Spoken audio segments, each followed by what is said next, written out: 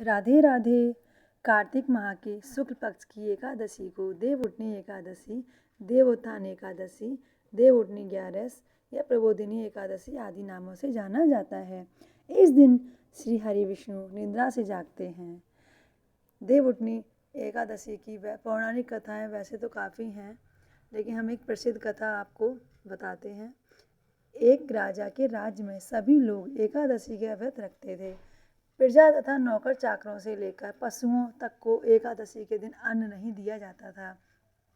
एक दिन किसी दूसरे राज्य का एक व्यक्ति राजा के पास आकर बोला, महाराज कृपा करके मुझे नौकरी पर रख लें। तब राजा ने उसके सामने एक शर्त रखी कि ठीक है, रख लेते हैं, किंतु रोज़ तुम्हें खाने को सब कुछ मिलेगा, पर एकादशी को अन्न नहीं मिलेगा। उस व्यक्ति ने उस समय हाँ कर ली, पर एकादशी के दिन जब उसे फलाहार का सामान दिया गया तो वह राजा के सामने जाकर गिड़गिड़ाने लगा, महाराज इससे मेरा पेट नहीं भरेगा, मैं भूखा ही मर जाऊंगा, मुझे अन्न दे दो। राजा ने उसे शर्त की बात याद दिलाई, पर वह अन्न छोड़ने को राजी ही नहीं हुआ। तब राजा ने उसे आटा, दाल, चावल आदि दिए। वह नित्य की तरह नदी पर पहुंचा और स्नान कर भोजन पकाने लगा। जब भोजन बन गया तो वह भगवान को बुलाने लगा, आओ भगवान, भोजन तैयार है। उसके बुलाने पर पीताम्बर धारण किए भगवान चतुर्भुज रूप में आ पहुँचे तथा प्रेम से उसके साथ भोजन करने लगे। भोजन आदि करके भगवान अंतर्धान हो गए तथा वह अपने काम पर चला गया।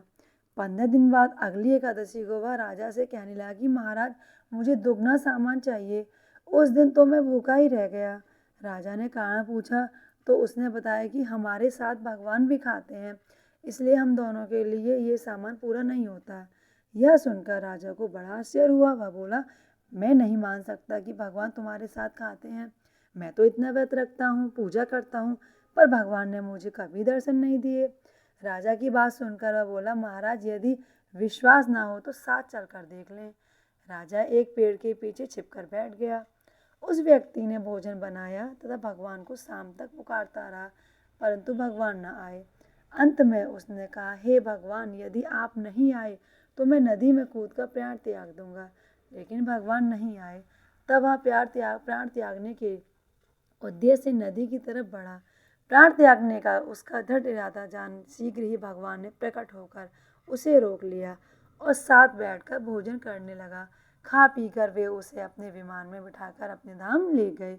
यह देख राजा ने सोचा कि व्रत उपवास से तब तक कोई फायदा नहीं होता जब तक मन शुद्ध न हो। इससे राजा को ज्ञान मिला। वह भी मन से व्रत उपवास करने लगा और अंत में स्वर्ग को प्राप्त हुआ। देव प्रबोधनी एकादशी की पहली कथा समाप्त होती है। राधे राधे।